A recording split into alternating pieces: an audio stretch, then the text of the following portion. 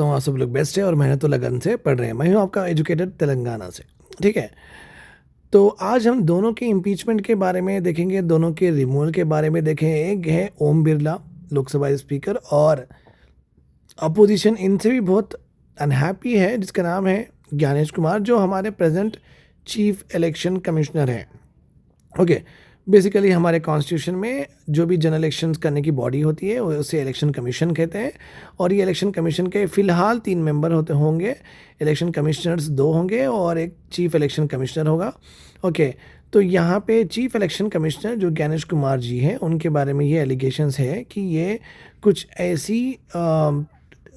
ऐसा कांड कर रहे हैं जिससे बहुत सारे एंटी बीजेपी जो स्टेट्स है या बीजेपी को छोड़ के स्टेट्स में किसी और का रूल है, वो टीएमसी हो सकती है, कांग्रेस हो सकती है, व्हाटएवर इट इज़, वहाँ पे जो एसआईआर का जो सर्वे है, स्पेशल इंटेंसिव रिवीजन सर्वे, यहाँ पे बहुत सारे वोटर्स जो कि एंटी बीजेपी वोटर्स हैं, वो वोटर्स का डिलीशन हो रहा है। तो इनके ऊपर ये बहुत सारे बड़े बड़े एलिगेशंस हैं। इस वजह से ओके, इनका इम्पीचमेंट प्रोसेस भी अपोजिशन सोच रही है।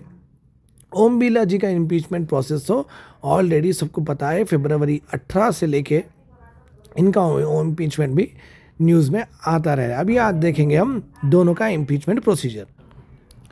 चलिए दोनों का प्रोसीजर देखेंगे।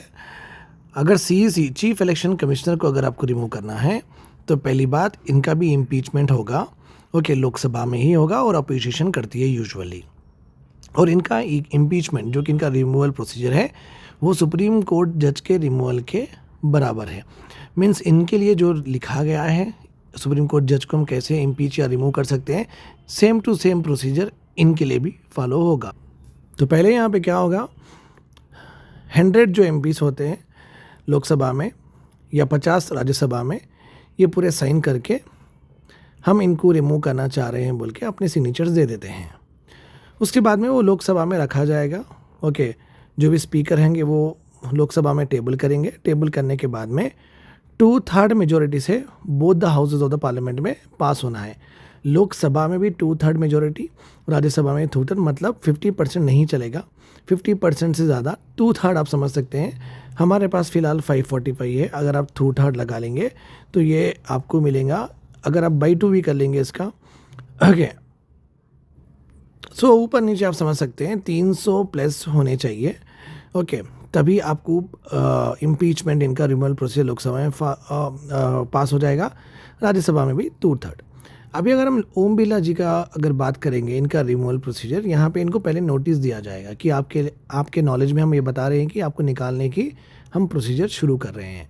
50 MB बस हो जाते हैं जो नोटिस देने के लिए। उसके बाद में जब वो एडमिट होता है उसके लिए और 50 की ज़रूरत होती है। तो ऑब्वियसली अपोजिशन के पास फ़िलहाल, कांग्रेस और उनकी अलाइज के पास फ़िलहाल 238 है। तो ये 2 जगह भी इनको निकालने का मोशन तो ईज़िली स्टार्ट हो जाएगा। और यहाँ पे ये 2/3 मेजोरिटी नहीं, ओम बिरला जी को रिमूव करने के लिए सिंपल मेजोरिटी काफ़ी हो जाती है। सिंपल मेजोरिटी का मतलब है इसमें भी इफेक्टिव मेजोरिटी होती है। इफेक्टिव मेजोरिटी का मतलब है कि वेकेंट सीट्स एक्सेट्रा वो सब हटाकर जितने भी लोग अभी पार्लियामेंटेरियन है, अभी एमपी वहाँ पे बैठे हैं, ओके, वो पूरे 50% आप ले लीजिए +1, एक भी ज़्यादा होगा 50% से तो ये रिमूव हो जाएंगे, ठीक है। अभी कितने प्रोबेबिलिटी है कि इन दोनों को निकालने के लिए, क्या अपोजिशन के पास उतनी स्ट्रेंथ है या नहीं है, वो हम देखेंगे। थोड़ा यहाँ पे एक्स्ट्रा इन्फॉर्मेशन है with regard to Lok Sabha speaker. Lok Sabha speaker भी वोट कर सकते हैं, बट पहले वोट नहीं करेंगे बिकॉज वो भी एमपी है। बट पहले वो नहीं करेंगे, पूरे वोट्स होने के बाद में वो लास्ट में वोट डालेंगे, जिसे कास्टिंग वोट कहा जाता है, CASTING, कास्टिंग वोट। ओके, उनके पास एक स्लिप दी जाती है जिससे वो वोट अपना रजिस्टर कर सकते हैं कि वो अपने आप में डालेंगे या अगेंस्ट डालेंगे। तो ऑब्वियसली अपने अगेंस्ट नहीं डालेंगे। लोकसभा के जो सेक्रेटेरिएट है, जो कि आपके जैसे ऑफिसर्स वहाँ पे रहते हैं, ओके, उन्होंने ये कहा, वो ये कहते हैं कि रेजोल्यूशन आने वाला है लोअर हाउस में 11 बजे तक आफ्टर क्वेश्चन आवर। रूल्स ये बोलते हैं कि स्पीकर अपने रेजोल्यूशन के बारे में बात कर सकते हैं 15 मिनट की, वो अपनी दलीलें दे सकते हैं, क्योंकि जो एलिगेशंस अपोजिशन उनके ऊपर लगाई हैं वो अपोजिशन को डिसरिगार्ड या नाकारा कर सकते हैं। अगर वो चाहते हैं तो 15 मिनट से ज़्यादा भी एक्सटेंड हो जाता है कभी कभी। Okay fine. अगर हम आज तक देखें 3 लोकसभा स्पीकर्स हैं, जीवी मालवांकर, हुकुम सिंह, बलराम जाकर, इन्होंने फेस किया है नो कॉन्फिडेंस मोशन। मतलब क्या है, मैं हमारा मीन्स ये नो कॉन्फिडेंस मोशन का मतलब है कि हमें आपके ऊपर कॉन्फिडेंस नहीं है कि आप ये जो हाउस है लोकसभा का बराबर चला रहे हैं। हम ये फील करते हैं आप बहुत पार्शल हैं, आप बहुत बयाज हैं, इसलिए हम आपको निकालना चाहते हैं। इसी का मतलब होता है नो कॉन्फिडेंस मोशन। चलो अब अपनी नेक्स्ट टॉपिक देखें जिसका नाम है ब्लू बुक। चलिए बेसिक चीज़ मैं आपको बता दूंगा जो ब्लू बुक के बारे में।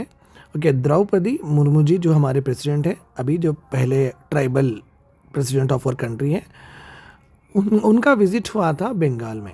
सो बंगाल में जब भी इतने बड़े बड़े वीआईपी ऑफिशियल जाते हैं ना, एक कॉन्फिडेंशियल प्रोटोकॉल की एक बुक होती है, वो बुक को बोलते हैं ब्लू बुक। और ये ब्लू बुक के कॉन्फिडेंशियल जो प्रोटोकॉल है वो वायलेट हुए हैं by the Mamata Banerjee government. उसके के बारे में ये पर्टिकुलर टॉपिक है। Centre seeks report from Bengal. Bengal से ये पूछा जा रहा है कि आप ब्लू बुक के वायलेशंस के बारे में बताइए, क्योंकि प्रेसिडेंट मुर्मू जी की जो विजिट थी सिलीगुड़ी में, ये विजिट में ये प्रोटोकॉल को वायलेट हुआ है। आपकी क्या वहाँ पे प्रॉब्लम है, क्यों ऐसा प्रोटोकॉल ब्रेक हुआ है, उसके बारे में बताइए। और ये ब्लू बुक में बेसिकली प्रोटोकॉल होता है, वेन्यू का प्रोटोकॉल, वेन्यू किस तरीके से मैनेज करना है और कहाँ कहाँ पे सीसीटीवीज लगाना है, रूट अरेंजमेंट्स होते हैं during the president visit to the state. Okay, state secretariat के सोर्सेज के हिसाब से अगर हम देखेंगे, report has already been sent. Okay, 5 बजे तक सेंटर ने कहा कि रिपोर्ट भेजिए, और ममता बनर्जी की गवर्नमेंट ने रिपोर्ट बना के भेज दी है कि वायलेशंस के बारे में। ठीक है, चलो आगे बढ़ते हैं। ओके, यहाँ पे आप देख सकते हैं कि ममता बनर्जी ये कह रहे हैं कि वो रिस्पेक्ट करते हैं प्रेसिडेंट की चेयर को। वेस्ट बंगाल चीफ मिनिस्टर ये भी क्लैरिफाई करते हैं कि प्रेसिडेंट के प्रोग्राम में जो भी जुरिडिक्शन आता है वो एयरपोर्ट अथॉरिटी ऑफ इंडिया का है, और सिलीगुड़ी के जो मेयर है वो वहाँ पे थे प्रेसिडेंट को रिसीव करने के लिए।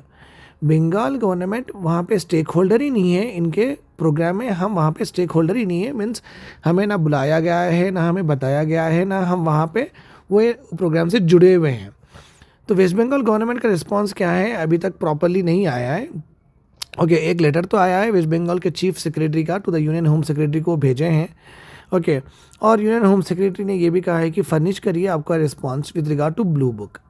अब ब्लू बुक का यहाँ पे प्रॉपरली डेफिनेशन दिया गया है। ब्लू बुक एक कॉन्फिडेंशियल डॉक्यूमेंट है, हर एक को नहीं मिलेगा ये, जहाँ पे रूल्स लिखे जाएंगे, सिक्योरिटी और प्रोटोकॉल किस तरीके से मैनेज की जाना चाहिए with regard to president, vice president, PMR अगर आते हो या उनके फैमिलीज़ में। ऑफिशियल सेंटर ये जो कॉमनिक है, ओके, ये जो बुक है ये ऑलरेडी वेस्ट बंगाल के चीफ सेक्रेटरी को बता दिया गया है already. Okay, sort a response regarding क्यों सीएम ममता बनर्जी भी नहीं आए हैं, चीफ सेक्रेटरी भी नहीं आए हैं, डीजीपी भी नहीं आए हैं टू रिसीव द प्रेसिडेंट। ये बहुत सीरियस वायलेशंस हैं according to blue book rules. इस तरीके से सेंट्रल गवर्नमेंट ने कहा है स्टेट गवर्नमेंट ऑफ बंगाल को। Centre has also taken note that जो सिलीगुड़ी के ओनली मेयर उन्होंने ही प्रेजेंट थे, जो कि वायलेशन ऑफ प्रोटोकॉल है, खाली उनके आने से नहीं चलेगा। ब्लू बुक में कई और ऑफिशियल्स का प्रेजेंट होना ज़रूरी होता है। According to officials, the washroom setup for the president did not have water for which an explanation has to be sought for the state government. पानी भी नहीं था वॉशरूम में, ये भी बताओ, बहुत गलत बात है। The programme was not organise by us, यही कह रही है सेंटर ममता बनर्जी की गवर्नमेंट की, हमने तो ऑर्गेनाइज नहीं किया है, ये ऑर्गेनाइज किया गया है बाई प्राइवेट ऑर्गेनाइजेशन, हम यहाँ पे हिस्सेदारी नहीं है, ऑलरेडी हम रिस्पॉन्ड कर चुके हैं।